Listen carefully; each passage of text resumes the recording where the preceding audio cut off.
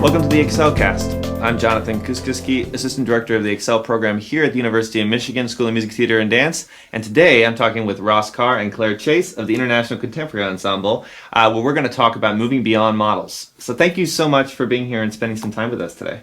Thank you. It's a pleasure. Great. So let's just jump right in. Thinking about ICE, International Contemporary Ensemble, we're going to call it ICE moving forward. You have an interesting approach to your ensemble, the organization, and the work that you do. And I think we hear oftentimes about models, sort of fixed ideas of structures and how organizations work.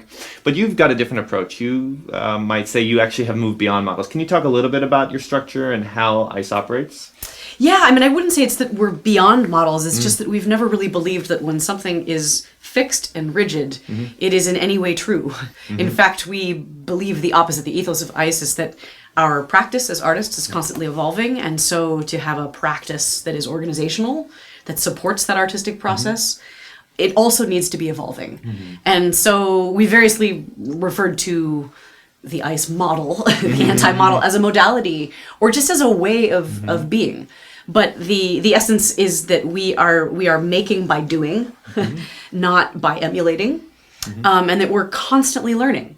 And as organizers, when we have our organizer, administrator, and advocate hats on, when we're not actively engaged in making music, when the structure that we've created does not support the evolution of the art that is being made through that structure, well, our job as organizers is to change the structure so that it supports that evolution.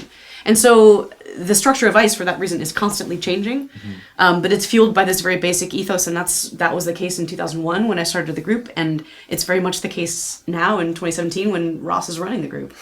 Yeah, I mean, I think what you say is absolutely true, that the structure itself can change to suit the needs of not only the tendencies of lots of projects in a year, but it can also change to suit the nature of one project. And what that amounts to is that the ensemble is very nimble. The organization is very nimble. And whenever there's been a moment, just the shortest moment of resting on our laurels or getting stuck in a rut because our model had proved itself worthy before, we quickly try to dissolve whatever that component is, or temporarily press pause on that, because it might be useful later. But we're building models that are based on several different tenets of how to make music and why to make music. And we change it all the time. It's really important to be able to be nimble in that way. Can I add one thing to that? Yeah. Which is just that we think of classical music as a fixed entity too, which it is not. I mean, for ICE, it is absolutely not. Sure. It's an evolving art form, and contemporary music, new and experimental music, weird music, we've called it all kinds of things. At this point in 2017, we're tired of calling it anything except the music that we're making. We think of these things as fixed too, and it's very easy to get into that mindset, and we find that mindset unproductive and uncreative. And we are constantly changing. The nature of what we do is constantly changing. Yeah, well, it's really interesting when you talk about that, because I think that's also connected to an aesthetic. We often think about our aesthetic goals as being fixed things, but as creative people, that evolves as you grow over time, right? And so that makes sense. I want to ask a quick follow-up question to that, which is to say, within this sort of realm of entrepreneurship in the cultural sector, one of the big challenges that organizations face is sort of mission creep, right? Trying to do maybe too many things and not staying focused on sort of the core mission. So how do you balance that? If you're engaged in an enterprise where you're mindful to change, you want to be adaptive, in fact, you want to learn from every experience that you've undertaken in your different projects, but still stay true to the kind of core, authentic mission of ICE. I mean, I don't know if you think about that actively, but could you speak a little bit to how you balance those two things? Sure. Yeah. I think that part of it is that we're a project-based ensemble, which means that we assemble dozens and sometimes in the year hundreds of projects, and that when we focus really intently on those projects and their integrity, it helps to shape the mission. So we're not working from a mission down to the projects and saying, does this project serve the mission, or does this mission serve the project? Instead, we're focused on the project, and then in hindsight, we look to that project and say, what was the defining factor in that project that made the most aesthetic, the most artistic, the most creative sense, and give us the most momentum and passion. And that sort of shapes the mission, the ever-changing, nimble mission of the organization. So if one locks the other, then I think that creates a bind that can be paralyzing. And I think for ICE, it's such a large group, 35 members with 8 staff people who are also artists and 4 staff people who are advocates for the arts.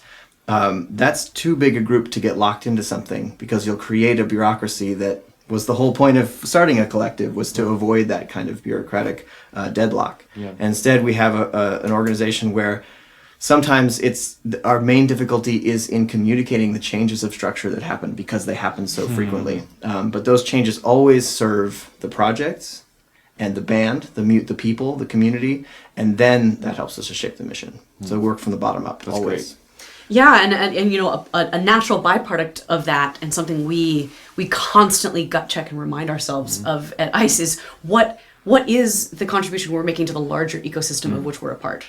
It's not just what is this project doing for the group or for this artist or for this group of artists. It's what is the impact of this piece or this project or this program on the larger community of artists and listeners of which we're a part. And that's a critical difference. That sounds simple, but that's a critical difference in thinking between the cultural sector and what you might call cultural entrepreneurship, we would call cultural advocacy at ICE, and corporate entrepreneurship. Very, very different philosophies and very different outcomes.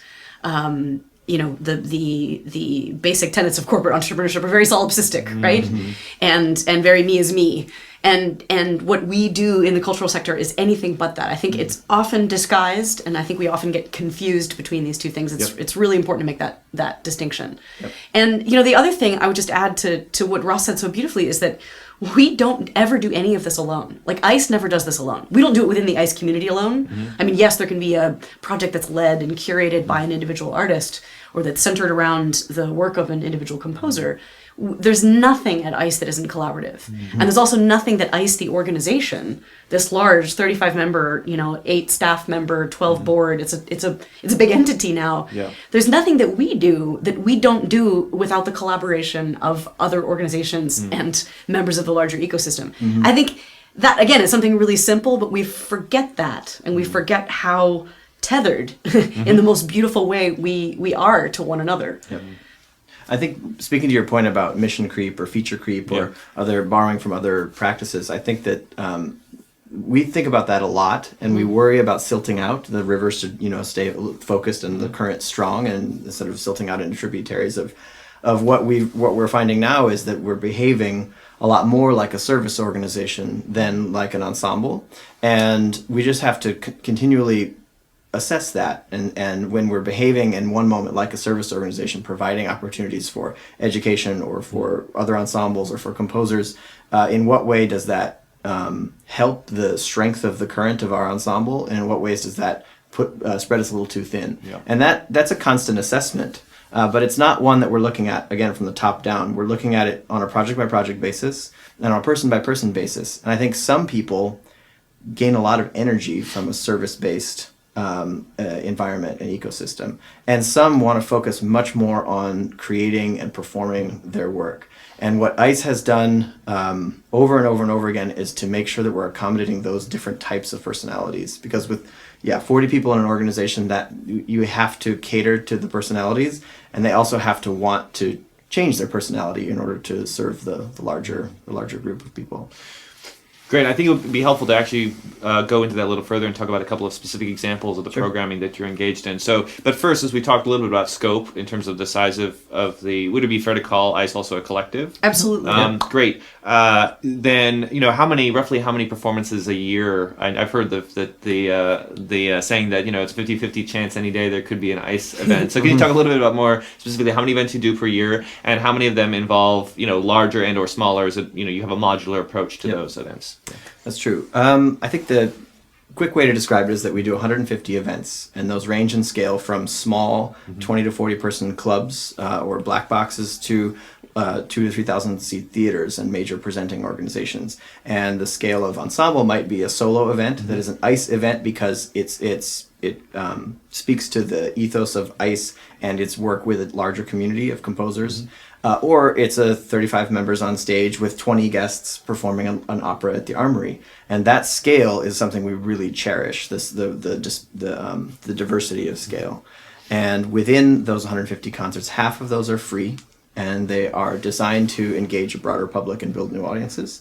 And the other half are a part of a larger musical community that's bigger than contemporary music, such as mostly Mozart Festival at Lincoln Center, which brings us in as a contemporary music ensemble, but playing in the context of Schubert and Mozart and Beethoven. And art opera festivals and the Ojai Music Festival, scales of presentation that don't specifically put contemporary music as their focus, but allow ICE to bring that voice into their larger festival.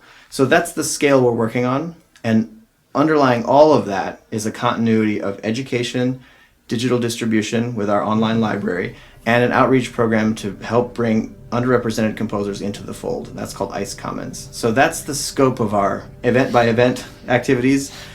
It's a beehive. It's constantly moving. Someone is always on tour. And we have the saying that there's the simultaneous, where 3 people might go to Europe, 2 people might go to Greenland, and then the rest are in Brazil. And that's happening all of the time. That's how we get to 150 without one person having to do all 150 events. So how much is the sort of coordination decentralized then? I mean, I think in other cases with ensembles, you probably don't see quite as much of the beehive activity on different continents concurrently. But certainly in your case, how does that work? I mean, if you have somebody in Greenland, somebody in Iceland, somebody in Spain, some group in Brazil, and they're all happening simultaneously, what is it like from the sort of administrative core? Is there that kind of 30,000 foot view at all times, and how much of it is then decentralized to the modular groups that are going out? That's a really great question. To answer it quickly, we centralize all of the information in a software that we had to custom design to manage that kind of people and place and the who, what, when, where of the ensemble. Purely practical. A software named after Luigi Nono, which we call Luigi. And it's basically purely practical, but tiny parenthetical. It is purely practical, but the fact that it's named after Luigi, the Italian futurist socialist composer, is also philosophical. I get it. And it's representative of the mission of ICE and of the collective collaborative spirit. Sorry, continue. So I guess I'm speaking more to method too. Yeah. That Luigi just helps us to decentralize so that there's not one person who's responsible for everyone's schedule, and it allows for a group that goes to Europe to use a scheduling tool to make their own best opportunities there and their own best artistic presentation, as opposed to someone back at the office in New York saying, now you go here, or a tour manager. Yeah. We self-manage at the local level, at the site, at the event, but we also have tools to help coordinate the interleaving of all of those events. And I mean, it formed organically from what Claire made 15 years ago. Now it's this 150 event monster of with a software designed specifically to help it. But we went through emails, Word documents, Google Docs. I'm sure you can speak to the... We were, I think, one of the first people that used Google Docs. We like pushed Google Docs and the collaborative collective use of them, spread out over dozens of events, I think, like before anybody else did. But the software that Ross and the team have developed in the last couple of years is so powerful. We're actually hoping to eventually make it available to other organizations because it also has, in its functionality, it hits at these really key core ICE ethics, which are transparency and collaboration. Yep. And the notion, but it's not even a notion, it is our belief that everything is better if we have more eyes on it, if we have more hands on it, if things are challenged. The decision about something banal, like what kind of bass drum we used for this performance of a piece that has very little performance information about it documented, to really grand thinking about curation and about how do we put on a 20 concert festival of interdisciplinary works, in a suburban shopping mall. Yep. These are real examples of things that Luigi contains and also documents and makes available to anybody within the organization who's interested. The next phase of Luigi in the coming years is to open that up and to connect it to Digitice and to the ICE Commons and these other outward-facing platforms that have advocacy as their main mission, and to be able to share that information public library style with anybody who's interested. Because there are so many there's so much red tape to go through when you're a young person trying to organize a concert, trying to get in touch with a publisher, trying to find a venue. And, we were so frustrated for years and years doing that everything that we designed systems-wise and just organizationally, we want to, as we go, be attacking some of those same senseless problems and bifurcations of things that really should be shared and open. Yep, That's great. Yeah, Good. that software it's not the tool to solve problems. Instead, it was the opportunity for us to assess what the organization was and make a tool to foster more collaboration. Right. So the one of the first design parts, I think, is a metaphor for our organization, is that the software designer who was helping us asked what we wanted to do for creating administrative privilege structure, so that administrators could only see this information and artists can only see this information. And we said, no, we won't need any of that, because there is no administrative hierarchy. The transparency of what pieces get played, how much rehearsal gets allocated, how much they cost, is all available to all participants in these projects. Yes, that's a great example of really living this collective structure, right? Which you hear a lot about, but I don't think you often hear about this kind of the real implementation of that structure. And so you talked about the software, but obviously in order for that to be effective, as you've already alluded to, you need to have this group, a large group of empowered people with whom you're collaborating with actively. Can you talk a little bit about how you have cultivated, whether intentionally or just through the ethos, that kind of agency and empowerment? I mean, you have 8 artists who are also taking administrative roles, and I imagine those have evolved over time as well. You also talked about being project-based, and so I'm wondering, what are the ways in which you've empowered individuals who might have come in as artists who have then grown into these other roles, and even the ones who haven't, who are then taking those sort of leadership positions on a revolving basis, so to speak, with these different projects? How do you cultivate that within a group like ICE? That's a great question. Well, some of it just happened organically. I mean, Ross came into the group right out of school and immediately had created, 8 indispensable roles for himself. And there are some people who had a trajectory that was that fast, and it was just so clear that they were I hope it's okay to say, like, ICE lifers and going to create so many new possibilities for themselves and for the ICE community without much coaching and without a clear path even.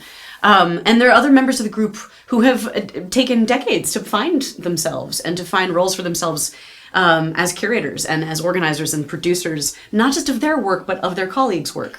We've had a couple of people realize that they love recording engineering and love producing and love doing that, for the band, which we need. We've had people discover, and I think that it's not like, we have these 7 things that administratively need to be checked in their boxes. What ICE needs is constantly evolving too, and so we have just encouraged a culture that allows people to find that, whether it's with the kind of velocity that Ross came in and rose to a leadership position in the group very fast, or whether it's someone who sits back for many years and observes and then has this wealth of knowledge. I mean, in terms of our co-artistic director structure, the one that we're moving into, which is of course an evolution, is that we would love for any member of the group to at some point consider being a co-artistic director, so that it's not this like, you leave your position as the leader and you go and you're the artistic director of some other organization. Like, I never want to be in any organization except ICE. I'm no longer in charge, but I get to sit back and be in a support role. And I think I can give so much more in that role. And I imagine someone who's probably not even out of college right now, who in 10 years will become a member of ICE, and in 20 will probably be making major artistic decisions for ICE. And we look at that as such an asset, and that actually is the essential nature, I think, of the way that organizations work and the way that we create work. We so often have these large hierarchical administrative structures that tell us that that's not the way that we're supposed to grow, and that's not the way that we're supposed to be as an organization. And ICE has always resisted that. But to answer your question, I think some of it is organic and a lot of it is conscious. A lot of it is us saying, we see what's happening with other mid-sized organizations. We see how frustrated people are, and also how ineffective arts administrators are, and how disenfranchised artists feel. And how disenfranchised even like executive directors feel from their board. I mean, this is ridiculous. Like, let's all get along. And again, if the structure doesn't work to support the evolution of the art form, let's change the structure. Something William Gibson said that the future is here, it's just not evenly distributed, I think is also a really, really important thing to remember, not just for the state of the ecosystem of the arts right now, which I think, the arts themselves are thriving. Institutions are the ones that are flailing. But also in terms of our organizational practice, Yeah. Yeah, absolutely. One of the things we're doing now, I mean, like Rebecca said in the session earlier, that we are looking at our ensemble as a group whose youngest age is 32 years old, and that's a different group from when it started. Whose youngest age was 21, and what that means is we have to think about what each of those experience levels can do for this organization. And we started last year a test run of, instead of all of the projects coming to the group via the administrative and artistic director's email inbox, the projects come to the group and are created by the group via all 35 members. And so we started this program where people who have been more on the artistic side and less on the administrative side can pick up an administrative baton for a month or two at a time by bringing a project to the group that is from their Rolodex, from their creative community. And it's working extremely well. And I think that's one of the, if there is a model that is so turbulent and sort of like purposefully and positively volatile, it would be that one, where people can come in and out of roles of administration on the level of 2 days at a time to 2 months at a time to 2 years at a time, and allow for the nimble quality of ICE as it behaves outwardly to presenters and to organizations helping us to make music, also behave that way internally, so that it can have a really dynamic structure that's constantly changing on purpose. That's great. So, and this is sort of moving towards the sort of last topic I wanted to touch on before we run out of time, which is this idea of sustainability. I think often when we hear the word sustainability, and even in the arts and the culture sector, we sort of perceive it as a static thing that we're hoping to one day achieve, right? They're like, you keep working, but at some point you hit this plane of sustainability and then you are kind of set. You figured it out. And what you've already kind of alluded to today, right, is this idea. You obviously created a sustainable model for ICE, but in the sense that it is constantly evolving and adapting and not just reacting to things that you see, but maybe trying to come up with novel solutions to challenges you see in your ecosystem, not just for your ensemble. And I think that's a really helpful way to frame the idea of sustainability for some of our students who are our audience, right? Thinking about this idea, which I mentioned earlier in another talk with you today, about the idea of you have $1,000. And that, when you have money to give, all of a sudden the stakes get higher, and so if you have $1,000, the question I think a lot of our students face is, well, how do I spend that in a way that's a smart investment into the future? Knowing that can't guarantee sustainability for perpetuity, but might be a step towards the ability to continue to do this and grow and evolve. So I'm curious, what thoughts, let's just, since that is part of our audience, if you had, you had a student in front of you saying, I got $1,000 for a project, not knowing too much about it, what are some of the general, maybe tips or principles you might tell them that they might consider in thinking about this notion of evolutionary sustainability? Yeah. Well, the first thing I would do, I said this to the class today, is if you have $1,000, ask yourself what you would do if you had $0. Ask yourself what you would do if you had $100,000. Compare the answers to those questions. Think about it. Write about it. Ask yourself about it. And you'll arrive at something interesting. I'm not saying you'll arrive at the answer, but you'll arrive at something interesting about yourself and the way that you are thinking about money, and you're thinking about the purpose of what you do and the value of what you do. The truth is that money has nothing to do with it. Yes, we need money. Yes, we need health insurance. We're working on that. I mean, for ICE, the process of getting health insurance for our employees took 15 years, and it's still a struggle. It's something we believe in. Yes, we have real grown-up problems, but at the end of the day, none of these things are about money. They're about what you need to do, what you are compelled to do as an artist. The contribution that's going to make, that's what's sustainable. The people that you're going to make it with, the people that are going to be helped by that, the people who are going to inspire you in the process of doing that. And if you can align your answers to the 0, 1,000, 100,000, and $1 million questions, well, then you start to arrive at something really interesting about yourself and your relationship with your work and what you want to give. I would turn the question around. It's not like, what do I get for this? It's what am I giving with this? And how does that scale up or scale down depending on what I have? And who am I helping in doing it? And that is, again, that's a really critical difference between corporate entrepreneurship thinking and cultural or nonprofit entrepreneurship thinking. I think that I like to answer the $1,000 question with an irresponsible answer and a responsible one.